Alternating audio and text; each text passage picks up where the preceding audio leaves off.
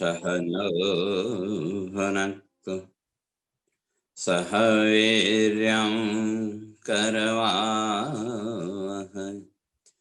तेजस्विनावधीतमस्तु मा विद्विषावहै।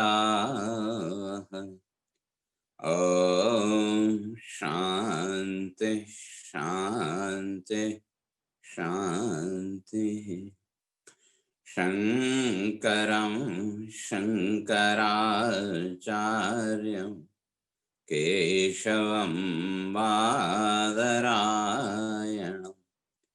सूत्रभाष्य कृतौ वन्दे भगवन्तौ पुनः पुनः।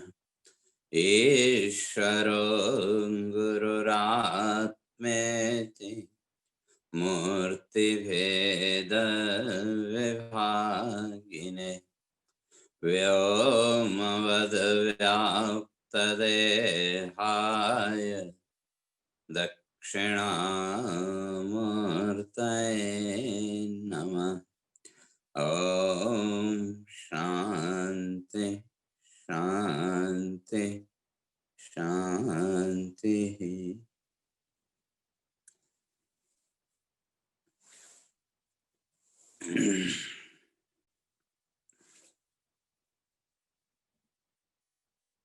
तो विचार चल रहा था, भगवान यज्ञ विधि का वर्णन करके आए थे कि जीवन का प्रत्येक कर्म यज्ञ बन जाए और उस तरह से कर्म करना चाहिए। और कर्म का जो उद्देश्य है, कर्म का जो ध्येय है वो क्या हो, तो अब उसके लिए हमारे पास दो ही ऑप्शन हैं। या तो संसार का सुख भोग, संसार का सुख दुख का भोग, और दूसरी तरफ आत्मानंद की प्राप्ति, या दूसरे शब्दों में कहें तो मोक्ष। तो अब व्यक्ति क्या चाहता है वो उसके ऊपर है। तो इसलिए जो विचारशील है तो उनके लिए तो भगवान स्पष्ट करके आए थे, जुहुवति ज्ञान दीपिते। और इस संसार की जितनी भी कामनाएं हैं, जितनी भी इच्छाएं हैं, या जितने भी कर्म हैं, उसको ज्ञानाग्नि में उसकी आहुति देते हैं। अर्थात भौतिक जगत का संकल्प न करके तो ईश्वर तत्व दर्शनार्थम या ब्रह्म दर्शनार्थम। तो अब वो जो ब्रह्म दर्शनार्थ है, तो उसके लिए जो कर्म करने वाले जो साधक हैं, कहते हैं वही वास्तव में यतयः, वही यति है। इसलिए 28वें श्लोक में इस बात को भगवान स्पष्ट करते हैं कि द्रव्य यज्ञास तपो यज्ञाः योग यज्ञास तथा परे स्वाध्याय ज्ञान यज्ञाश्च यतयः संसित व्रताः। तो कौन, तो विशेषण दिया यतयः। तो यति कौन है? वैसे यति का सामान्य अर्थ होता है सन्यासी, और अगर यौगिक अर्थ करें यतयः यत्नशीला, जो प्रयास कर रहे हैं, जो कोशिश में लगे हुए। तो किसका प्रयास? ब्रह्म दर्शनार्थम, उस ब्रह्म तत्व का, उस आत्म तत्व के दर्शन के लिए जो प्रयासरत हैं। तो ऐसे जो साधक हैं वो ये थी, और वो क्या करते हैं? जुहुवति ज्ञान दीपिते, अपने संपूर्ण जगत के कर्म को, इंद्रिय प्रवृत्ति को ज्ञान दीपिते जुहुवति, अपने उस ज्ञानाग्नि में। तो कौन से? आत्मज्ञान की अग्नि में उस सब की आहुति देते रहते हैं। अर्थात किसी भी कर्म के साथ वो इस भौतिक जगत का संकल्प नहीं करते। जैसे सामान्य व्यक्ति तो इस संसार के संकल्पों में डूबा हुआ रहता है। तो जो यत्नशील साधक है, जो वास्तव में यति है, कहते हैं ज्ञान दीपिते जो होती, वो अपनी उस ज्ञानाग्नि में, आत्मज्ञान की प्रक्रिया में उन सब की आहुति दे देता है। अर्थात फिर वो इस भौतिक जगत का संकल्प नहीं करता। अगर संकल्प हुआ भी तो उसका संकल्प ब्रह्म दर्शनार्थम, उस ब्रह्म तत्व के, उस आत्म तत्व के दर्शन के लिए। और उसकी प्रक्रिया में यज्ञों के भगवान चर्चा, द्रव्य यज्ञास तपो यज्ञ योग यज्ञास तथा परे। तो जो लौकिक प्रक्रिया है, लौकिक यज्ञ है, तो उसमें ये तीन भेद भगवान ने किए कि पहला द्रव्य यज्ञ, द्रव्य यज्ञ द्रव्य त्याग यथा शास्त्र, जैसा शास्त्र कहता है उस शास्त्र के आधार पर इष्ट आपूर्त और दत्त, इष्ट पूर्त और दत्त करना, तो इसको द्रव्य यज्ञ का। इष्ट है, इष्ट का अर्थ जो सामान्यतया व्यक्ति लोक व्यवहार में इष्ट मानते हैं वो नहीं, बल्कि लौकिक इच्छा कहीं न कहीं है।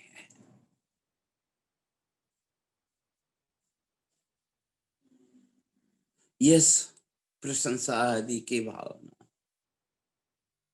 जिसके साथ भाव है कि मेरा भी कल्याण हो, मेरा भी उद्धार हो, आत्म कल्याण की भावना, और उसके साथ साथ लोक कल्याण की भी भावना। तो स्वयं के सुख की भावना और उसके साथ साथ दूसरे जो प्राणी हैं, दूसरे जो जीव हैं, उनके भी सुख की कामना, इस कामना से किया गया जो कर्म वो इष्ट कर्म कहलाता है। जैसे प्राचीन काल में आपने देखा बहुत से लोग तीर्थ स्थान आदि में धर्मशाला आदि बनवाते थे, या गांव वगैरह में भाई कहीं किसी के पास संपन्नता है, पैसा है, वैभव है, तो दूसरे जो लोग हैं, सामान्य जो लोग हैं, उनके जीवन को सहज बनाने के लिए कहीं कुआं खुदवा दिया, कहीं किसी ने स्कूल बनवा दिया, अर्थात जिसको आज की भाषा में अगर कहें तो सोशल वर्क, सामाजिक कार्य। तो वो जो सामाजिक कार्य हैं, उस सामाजिक कार्यों के द्वारा विरोध द्वैत भाव, भाई उससे हमको भी यश प्रतिष्ठा मिले और दूसरे लोगों का भी कल्याण हो। इस तरह के जो कर्म हैं उनको इष्ट कर्म कहा गया।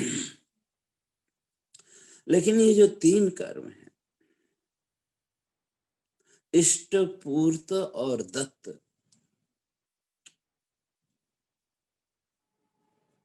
शास्त्रकार कहते हैं कि इसके लिए आपको किसी शास्त्र विशेष की जरूरत नहीं पड़ती है। भगवान की आप पूजा अर्चना करते हैं, वो जो भी आपको परिपाटी, जो भी विधि आपके बड़ों ने बताई, उसके अनुसार भगवान की पूजा अर्चना करने लगे। और ये इष्ट कर्म के लिए भी हमको किसी शास्त्र की जरूरत नहीं। लोक व्यवहार,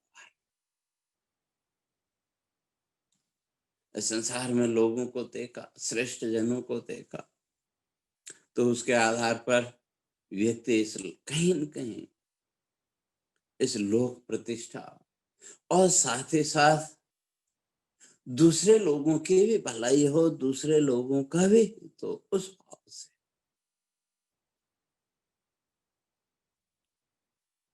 तो इसलिए ये जो तीन कर्म है, इष्ट पूर्त और दत्त,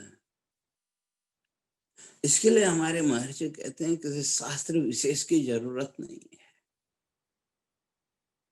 ये तो लोग देखा देखी भी हो सकता है। लेकिन जो शास्त्र विहित कर्म है,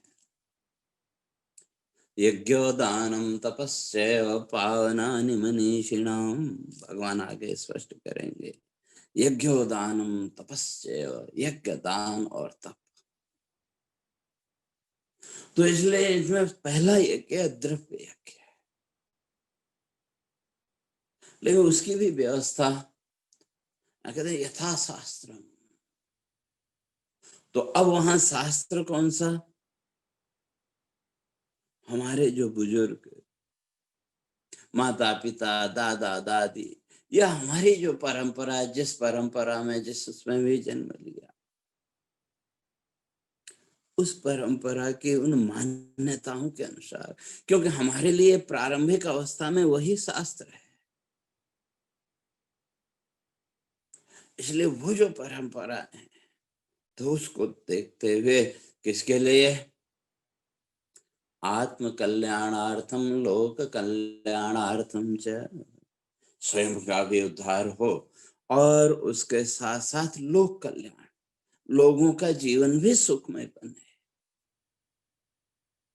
इन दो भावनाओं से युक्त जो कर्म, वो है इष्ट कर्म, अभिलषित कर्म।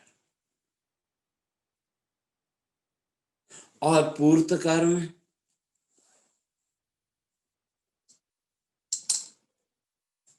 वापी खूब तड़ागा थी, कहीं धर्मशाला बना दिया। तो अर्थात इष्ट और पूर्त अगर इन दोनों का समावेश करें तो आज की भाषा में सामाजिक कार्य, सोशल वर्क। तो भगवान कहते हैं वो द्रव्य यज्ञ है, द्रव्य यज्ञ, अन्नदान आदि। तो ये सब इष्ट, पूर्त और दत्त कर्मों में इनके गिनती के,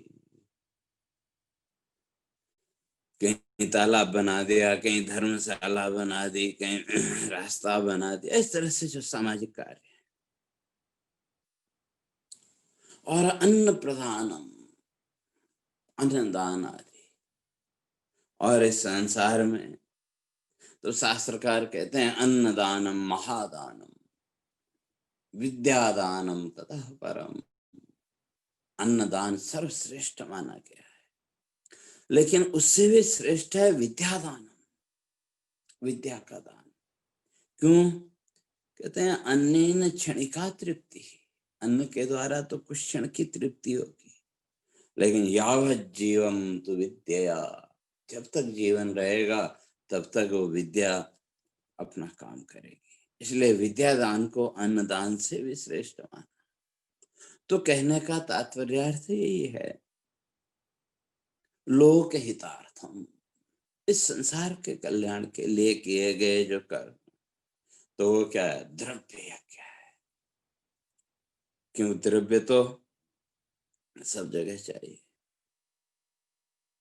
और उसी तरह से शरणागत संत्राणम भूतानाम चाप्यहिंसनम, जो शरण में आया उसकी रक्षा करना, ये भी द्रव्य यज्ञ। अभूतानाम च अहिंसनम, और जीवन में अहिंसा का भाव, तो ये इष्ट और पूर्त। और दानम, दत्त कर्म। तो दत्त कर्म और दान दोनों हैं एक जैसे, लेकिन दोनों में थोड़ा सा अंतर है।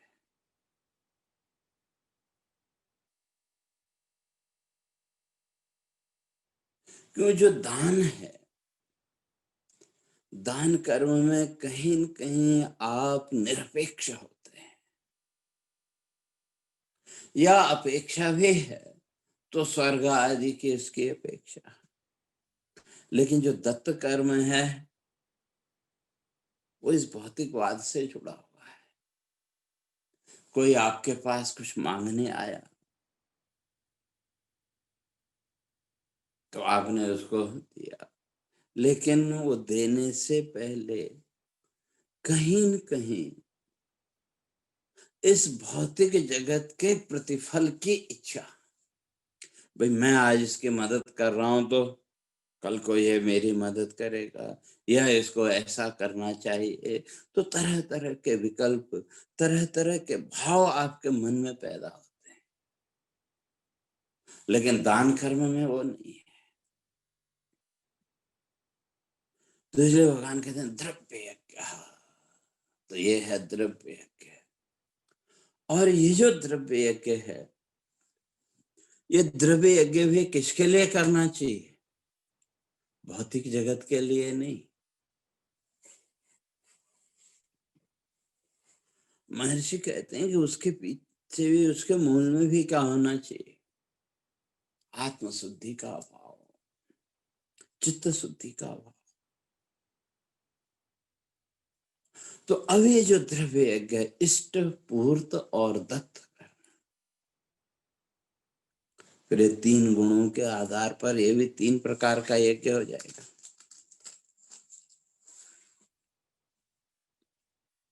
तो इसलिए प्रत्येक कर्म उसके ये 3 भेद लेके चलना।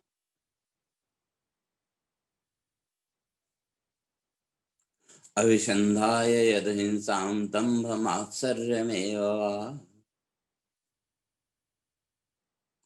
अभिसंधाय यद हिंसाम, जहां हिंसा का भाव आए, दंभ मात्सर्यमेव, दंभ,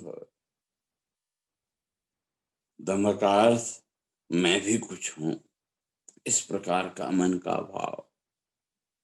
कहते हैं यहाँ जहां दंभ आया, अहंकार आया और हिंसा का भाव, और व्यक्ति के अंदर हिंसा का भाव तभी आता है जब हम अपने को दूसरे से ज्यादा सामर्थ्यवान मानने लगते हैं। जब व्यक्ति के अंदर अपनी सामर्थ्य का अहंकार आता है, तो सहज रूप में उसके अंदर एक हिंसा का भाव आएगा। तो सामर्थ्य का अहंकार हिंसा को जन्म देगा। इसलिए ये सारा अहंकार क्या है? मदो मोहाय मिथ्येव मुहूर्त निधनम धनम। जो भी संसार का अहंकार है, तो ये सब झूठा है। मदो मोहाय मिथ्येव, ये सब झूठा ही है। क्यों? थोड़ी देर का है। क्यों? मुहूर्त निधनम धनम। हमारा जो भी वैभव, जो भी ऐश्वर्य, जो भी हमारा अहंकार है, उसको नष्ट होने मुहूर्त निधनम, एक मुहूर्त, एक घड़ी का, ज्यादा से ज्यादा। इसलिए ये जो तामसी यज्ञ है, भगवान कहते हैं वो तो व्यक्ति को करना नहीं चाहिए। और राजसी भी क्यों? राजसी या तामसी होंगे तो दोनों एक दूसरे के साथ जुड़ेंगे, कहीं न कहीं अहंकार तो आएगा। इसलिए राजसे सत्कार अमान पूजार्थम, लोग मेरा सम्मान करें, मेरी पूजा करें, मुझे प्रतिष्ठा दें, मुझे माने, इस तरह का जो भाव। और ये भाव कहीं ना कहीं मन में पैदा होते हैं जब कोई भी पुण्य कर्म, कोई भी यज्ञ कर्म व्यक्ति करता है, तो उस पुण्य कर्म के साथ, उस यज्ञ कर्म के साथ अपने मन को टटोल के देखो, अपने अंतःकरण को टटोल के देखो। कहीं न कहीं इन भावों में से कोई न कोई भाव वहां बैठता है कि नहीं, कोई न कोई भाव वहां प्रकट हो रहा है कि नहीं। और अगर ये भाव में से कोई भाव प्रकट हो रहा है, तो उसका अर्थ अभी हमारा चित्त इतना निर्मल नहीं हुआ। तो इसलिए उस चित्त की शुद्धि का प्रयास विचारशील जो साधक है, ज्ञान दीपिते जो होती, जो ज्ञानाग्नि में उसकी आहुति देने जा रहा है, तो वो उस फिर अहंकार में बंधेगा नहीं।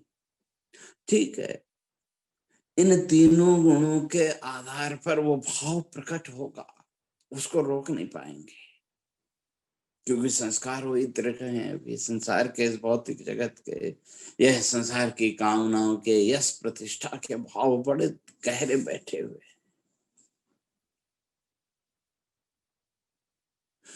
तो वो जो अंदर गहरे संस्कार बैठे हुए हैं, वो आपके चित्त को उद्वेलित करेंगे, आपके चित्त में उन भावों को प्रकट करेंगे। सत्कार, मान, पूजा, लोग सत्कार करें, लोग मेरी प्रशंसा करें, इस प्रकार के भाव। लेकिन जो सही अर्थों में साधक है, जो अति ज्ञान दीपिते, जो ज्ञानाग्नि में उनकी आहुति दे रहा है, तो वो उसमें नहीं मधेगा, वो उससे अपने को मुक्त करेगा। और जो सामान्य व्यक्ति है वो उसी चिंतन में डूब जाता है। और अगर किसी ने प्रशंसा नहीं की तो विक्षेप, प्रशंसा की तो विक्षेप। इसलिए अगर सही अर्थों में यतया संसिता व्रता यति बनना है, अगर साधक बनना है, तो भगवान कहते हैं कि इन सब भावनाओं से ऊपर उठना पड़ेगा। और जो सात्विक यज्ञ है,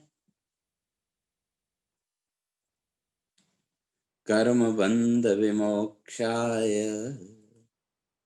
जो सात्विक यज्ञ है, ये द्रव्य यज्ञ भी, तो प्रत्येक यज्ञ के साथ ये तीनों भेद मान के चलना, तीनों भेदों को लेके चलना। तो जो सात्विक यज्ञ है, कर्म बंध विमोक्षाय, उस कर्म बंधन से मुक्त होने का भाव। हम अपने आप को टटोल के देखें, किसी दूसरे प्रमाण की जरूरत नहीं है। हम अपने ही अंतर मन को टटोल के देखें।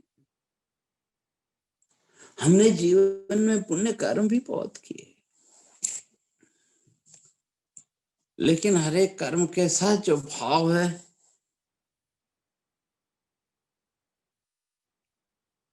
कहीं न कहीं इस संसार भाव, ये सत्कार, मान, पूजार्थम, लोग मेरी प्रशंसा करें, मुझे देखें तो मेरी वाह वाह करें, उसी में कहीं न कहीं बंधे रहे।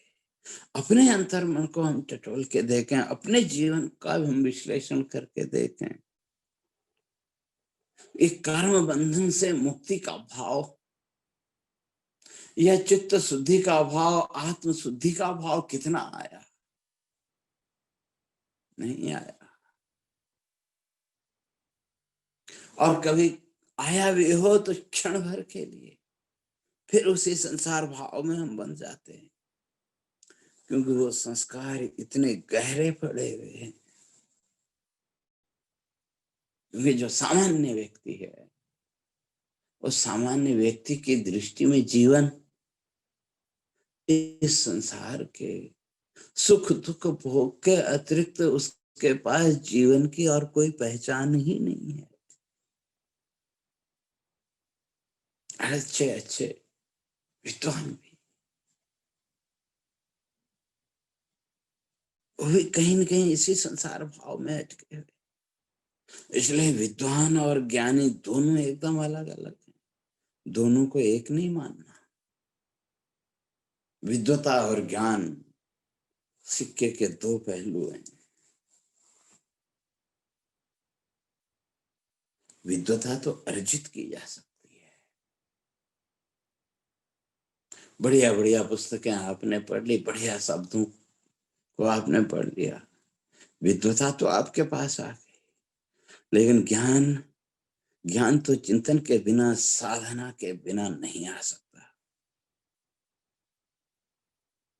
इसलिए सामान्य जन की दृष्टि में अगर जीवन की हम बात करें, हम मोक्ष की भी बात करते हैं, स्वर्ग की भी बात करते हैं, ब्रह्म तत्व की भी बात करते हैं, और अपने आप को टटोल के अगर देखें, हर एक व्यक्ति का कर्तव्य ये कि हम टटोल के देखें, हम जीवन से क्या चाहते हैं? क्या ये भौतिकवाद, इसे संसार का सुख दुख, उससे ज्यादा हमारी जीवन दृष्टि बनी ही नहीं। इसलिए फिर इस राजसी और तामसी कर्मों में ही सारा संसार उलझा रहा, और सात्विक यज्ञ की ओर हमारी दृष्टि गई ही नहीं। और वो जो सात्विक यज्ञ है, तो वो तो किसके लिए? कर्म बंध विमोक्षाय, इस संसार के कर्म बंधन से मुक्त होने के लिए। यह चित्त शुद्ध्यर्थम हुआ, चित्त की शुद्धि। आप मंदिर में गए, भगवान की पूजा अर्चना की, सब कुछ किया, लेकिन फल के रूप में हमने चित्त शुद्धि की कभी कामना नहीं की। भगवान से हमने कभी नहीं मांगा कि भगवान आप हमारे चित्त को शुद्ध कर दो। वहां तो यही संसार की लौकिक इच्छाओं को भी मांगने में लगे रहे। और जहां तक भौतिक जगत की इन इच्छाओं की बात है, उसका अगर विचार करें तो मैं समझता हूँ इस संसार में जितने भी प्राणी हैं, हर एक की ईश्वर से भी शिकायत है। ईश्वर से शिकायत हर एक व्यक्ति की है। और शिकायत का रूप, जहां तक मैंने विश्लेषण किया, वो यही है कि भगवान मेरी नहीं सुनता, बाकी सबके सुनता है। जिससे भी पूछो, जिससे भी कहो,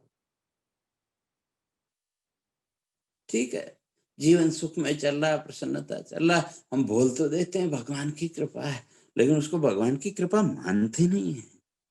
तो ईश्वर से तो हमें हमेशा शिकायत रही, और उस शिकायत का रूप यही है कि भगवान मेरी नहीं सुनता, बाकी सबकी सुनता है।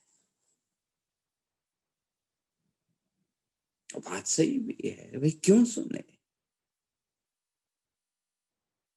जो भौतिक सुख दुख भोग आपके प्रारब्ध में पहले से ही निश्चित है, वो अगर आप मांग रहे हैं तो सुनने की जरूरत क्या है? वो तो पहले से ही निश्चित है, वो तो समय के साथ मिलेगा।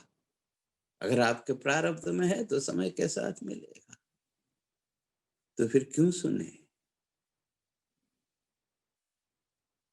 और हमने कभी चित्त शुद्धि के लिए भगवान से प्रार्थना नहीं की, उस ब्रह्म दर्शन के लिए, उस आत्मज्ञान के लिए ईश्वर से प्रार्थना नहीं की। और अगर प्रार्थना करेंगे तो ईश्वर सुनेगा भी।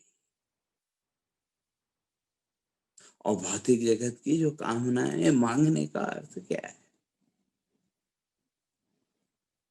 उसका अर्थ यही है कि हे ईश्वर, आप मेरे लिए अपनी व्यवस्था बदलो।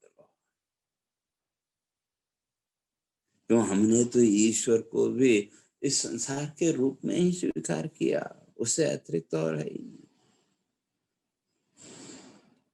तो मांगने का अर्थ यही है कि आप मेरे लिए अपनी व्यवस्था बदलो। तो प्रश्न ये, फिर क्यों बदले? तो इसलिए जो सात्विक यज्ञ है, तो सात्विक यज्ञ का तात्पर्य अर्थ यही है कि ब्रह्म दर्शनार्थम चित्त शुद्ध्यर्थम हुआ। तो अब ये जो यज्ञ है, ये किसके लिए आप कर रहे हैं? ये आपके ऊपर है। तो इस भौतिक जगत की प्राप्ति के लिए या ब्रह्म दर्शन के लिए? तो इसलिए जो द्रव्य यज्ञ है, वो द्रव्य यज्ञ भी आपके मोक्ष का साधन बन सकता है, लेकिन अपनी अंतर्दृष्टि को हमको बदलना पड़ेगा। और वो अंतर्दृष्टि केवल किसी के कहने से नहीं होगा, उसके लिए तो चिंतन करना पड़ेगा, विचार करना पड़ेगा। विचार के द्वारा ही वो अंतर्दृष्टि बदलेगी। लेकिन द्रव्य क्या? तो वो जो द्रव्य यज्ञ है, तो सामान्य व्यक्ति उस द्रव्य यज्ञ के द्वारा भी इस संसार के बंधन से मुक्त हो सकता है। वो यदि है। और तपो यज्ञ, तपस्या, तपस्या रूपी यज्ञ है। और तपस्या में भी वही दृष्टियां वही थी। सात्विक, राजस और तामस। और ये तपोयज्ञ क्या है, तप क्या है? लोक व्यवहार में तो हमने तपस्या की उल्टी उल्टी व्याख्याएं कर ली। घंटा 2 घंटा आपने भगवान की पूजा कर ली, या कुछ संसार की व्यवस्थाओं के विरुद्ध आपने किसी नियम में अपने को बांधा, तो तपस्वी होने का अहंकार पाल बैठे कि मैं तो तपस्वी हो गया। लेकिन उस तपस्या के द्वारा आप क्या चाहते हैं? फिर प्रश्न वही है, भौतिक कामना या ब्रह्म दर्शन का भाव, ईश्वर दर्शन का भाव? तो उसी के अनुसार वो फिर तपस्या भी तामसी, सात्विक, राजस और तामस 3 प्रकार की हो जाएगी। और वास्तव में जो तपस्या है उसका लक्षण भगवान ने किया, शास्त्रकारों ने किया। नियमेन इंद्रिय मनसो अनुष्ठानम तपः। नियम पूर्वक इंद्रिय मनसो अनुष्ठान, इंद्रिय और मन, ये 10 इंद्रियां, 5 ज्ञानेंद्रिय और 5 कर्म इंद्रिय, ये 10, और 11वां मन। नहीं, इंद्रिय मनसो अनुष्ठानम, इंद्रिय और मन, इनको क्या करना? अनुष्ठानम, एक स्थान पर स्थिर करना, उसी का नाम तप है। या दूसरे शब्दों में अगर कहें तो वही एकादशी। आजकल तो एकादशी के नाम पर, व्रतों के नाम पर न जाने क्या क्या भ्रांतियां लोगों ने पाल रखी। इसलिए वो नहीं, ये नियमेन इंद्रिय मनसो अनुष्ठानम, नियम पूर्वक इंद्रिय और मन, इनको एक स्थान पर स्थिर करना, एक स्थान पर इनको स्थित करना, उसी का नाम तप है। तो ये जो तपस्या है, तो इस तपस्या के भी फिर वही 3 भेद हो जाएंगे, सात्विक, राजस और तामस। तो अब कौन सी तपस्या हम करना चाहते हैं, वो तो व्यक्ति के ऊपर है। और उसके बाद योग यज्ञ, उसी तरह से फिर योग यज्ञ, प्राणायाम आदि, ये सब यज्ञ जो यति है, यत्नशील है, संसित प्रथा, जो दृढ़ निश्चय जिन्होंने कर लिया, तो किसका? उस ब्रह्म दर्शन का, उस ईश्वर दर्शन का दृढ़ निश्चय जिसने कर लिया, वो ये सब साधना करेंगे। लेकिन वही है कि वही आपके मन का भाव, आपके चित्त का भाव कैसा है, वो महत्वपूर्ण है। नहीं तो ईश्वर दर्शन प्राप्त करने पर भी अगर चित्त का भाव भौतिक जगत से जुड़ा हुआ है, तो वहां भी मोक्ष की कामना नहीं बनेगी, मोक्ष की वृत्ति नहीं बन पाएगी। तो ये तब और योग यज्ञ, तो इसकी चर्चा अपने फिर आगे क्रमशः करेंगे। हरिः ओम पूर्णमदः पूर्णमिदं पूर्णात् पूर्णमुदच्यते पूर्णस्य पूर्णमादाय पूर्णमेवावशिष्यते। ओम शांति शांति शांति। शंकरं शंकराचार्यं केशवं बादरायणं सूत्रभाष्य कृतौ वन्दे भगवन्तौ पुनः पुनः। ईश्वरो गुरुरात्मेति मूर्तिभेद विभागिने व्योमवद्व्याप्तदेहाय दक्षिणामूर्तये नमः। ओम शांति शांति शांति।